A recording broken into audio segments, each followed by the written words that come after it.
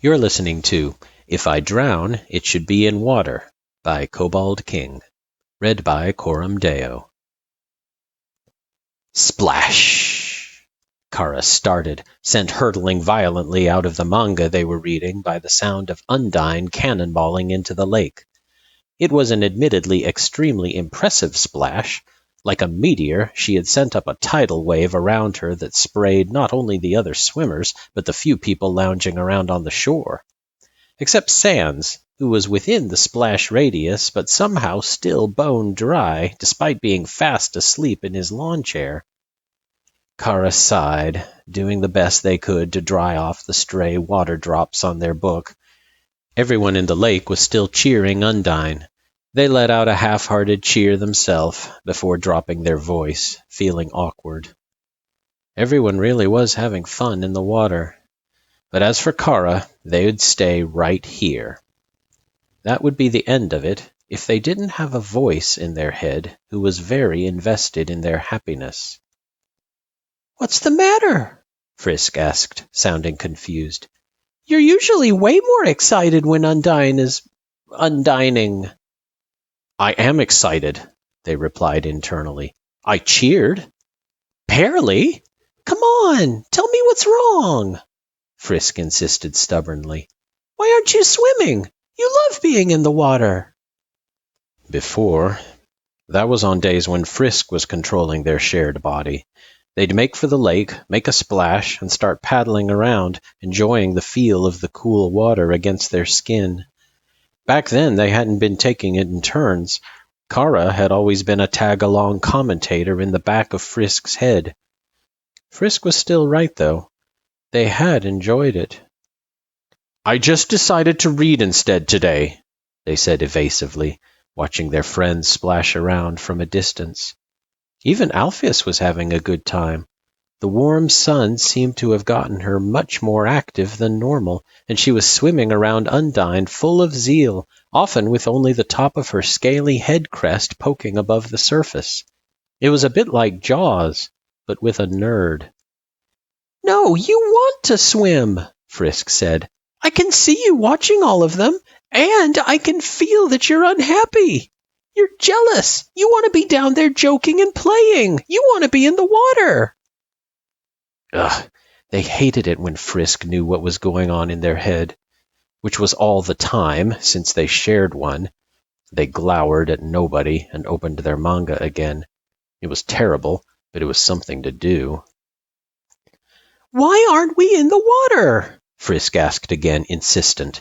"We're wearing our swimsuit and everything. We just have to walk over there and hop in." "Because I am reading." "You don't like that manga. You said the main character was a dumb wish fulfillment fantasy and that the story didn't have any good conflict." Chara paused before slowly lowering the book again. "I didn't think you actually paid attention to me when I complained about that," they admitted. "I always pay attention to you," Frisk radiated bright, affectionate cheer. "I pay enough attention to know that you really want to be swimming right now. Come on, in the water, let's go." "I thought I was allowed to do whatever I wanted on my days," Chara said half accusingly. Frisk was unfazed. "You totally are. If I thought you really wanted to sit here and read, I wouldn't bother you at all." They remained aggressively insistent. "But you don't want to sit here. You want to swim. You want to be part of the fun. You just won't admit it." More loud laughter could be heard. More splashes could be felt. It appeared Undyne and Papyrus had started tossing a ball back and forth. Simple, almost childish fun, but so appealing. They were both loud and exuberant, and as much as being around them tired Chara out, it was also nice to be a part of that exuberance from time to time. Chara buried their face in their hands. "All right, fine, I admit it. I do kind of want to get in the water and be with them. I just can't." "I knew it!" Frisk's victorious tone was short-lived. "So come on, Chara, tell me what's the matter." It's difficult for me to say. Are they being too loud? Frisk asked. I know that can stress you out. I can handle them in short doses. That's not the problem. Is it body just... whatever? Frisk was starting to sound anxious. Where you feel like your body is wrong? I know that I'm different than you were, but our swimsuit's not revealing, and... You're talking about dysmorphia or something like it, and no, I don't have that. Your body stopped feeling wrong to me a long time ago. Then what is wrong? Are you thinking bad thoughts about yourself? No, Chara started to say, but Frisk kept on going. Are you feeling guilty about the stuff you've done? Are you thinking you don't deserve to be happy and to be part of all of them having fun down there? No, what? Chara sputtered. Oh my goodness, am I that broody on a day-to-day basis? Only some days. Are you sure that's not what you're doing right now?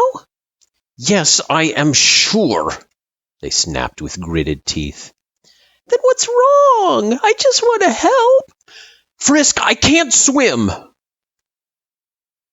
There was absolute quiet in their heads. Neither spoke, the only sound being the constant splashing and laughing from the lake. Chara's cheeks flushed with embarrassment, which was usually the furthest feeling from their mind when talking to Frisk. What? Frisk said finally. What do you mean you can't swim? How to define my lack of ability, Chara said dryly. Consider this. You can go in any direction you like in the water. I can only go in one direction, down. You've never learned at all? They sounded completely incredulous. Chara sighed.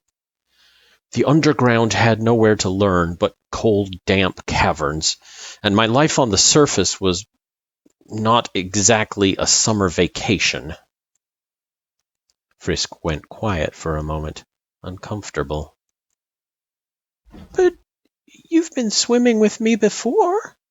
No, I haven't. I've been in your head while you swam. But we went swimming a lot last summer. You have to have picked something up. We weren't sharing our body yet, Chara said slowly. I didn't think that I would ever control a body again. I didn't pay attention to what you were doing with your arms or your legs. I just sort of shut down and enjoyed the feel of the water. They were quiet again. Frisk finally spoke up again, voice as firm and insistent as before. Go to the water. You're going to learn how to swim. What?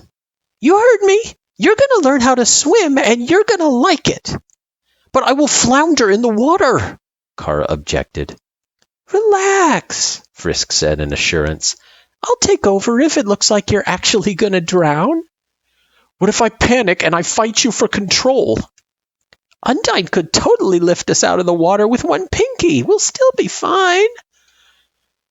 It would ruin their day down there, Chara mumbled.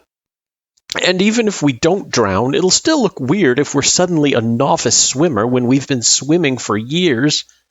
Sometimes you think too much, Frisk said, slightly scolding. Look at them. Do they look like they'll be paying attention? Or do you think they're having too much fun to even notice how we're swimming until we want them to notice? They were laughing down there. Papyrus had said something that everyone else found hysterical and was looking at them with slight confusion before beaming as though it had been a joke all along. You always have so many reasons why you can't be happy, Frisk went on. But they're never good reasons. It's like you're so used to being miserable you don't even stop to think about it. All you have to do is ask for what you want, but instead, every time you don't even try because you've already decided that something horrible will happen. Frisk's words hung over dead air in their mind. The words took some time to sink in. This time they had no immediate rebuttal for any of it. They were used to being miserable. It had usually been the case. They were sure something horrible would happen. It always seemed just around the bend. Sensations of anxiety and guilt started to stir in Frisk. Chara could make them out almost as strongly as though they were the one feeling them. Did I do it again? Frisk asked meekly. Was that awful? No, Chara assured them, quick to respond. No, you're right. Somewhere amidst dying so much, I adopted a somewhat defeatist attitude, didn't I? I'm not living up to my old soul's color. I think it takes a ton of determination to keep getting up when you think the world's just going to knock you down again. They pondered that too, before smiling warmly, the hint of a blush in their cheeks, before finally getting up and making for the lakeside. Very well, then. We will try this. If I'm going to drown, it should at least be in water, not self-pity. Ha ha, Chara, you're not going to drown. You've practically got a lifeguard in your head. The water was cold at first, but felt nicer and nicer the further they got into it, tiptoeing an inch at a time. Frisk advised them with gentle but precise encouragement, but they weren't so sure they needed it as they got further in. As it turned out, they'd picked up a lot more about swimming than they'd thought, just from being in Frisk's body. They moved in the water just as easily as Frisk did, despite how thoroughly they'd convinced themselves to the contrary. It felt so silly to have been so close but so far away. They didn't have to be unhappy. It wasn't natural. Life was generally better than they expected it to be. The world could be scary, but it could also be safe. The world wasn't trying to surprise them. Hey, punk! Undyne roared in enthusiasm, startling them out of their reverie. See, you decided to join us! Or at least when it was trying to surprise them, it wasn't all bad. Splash!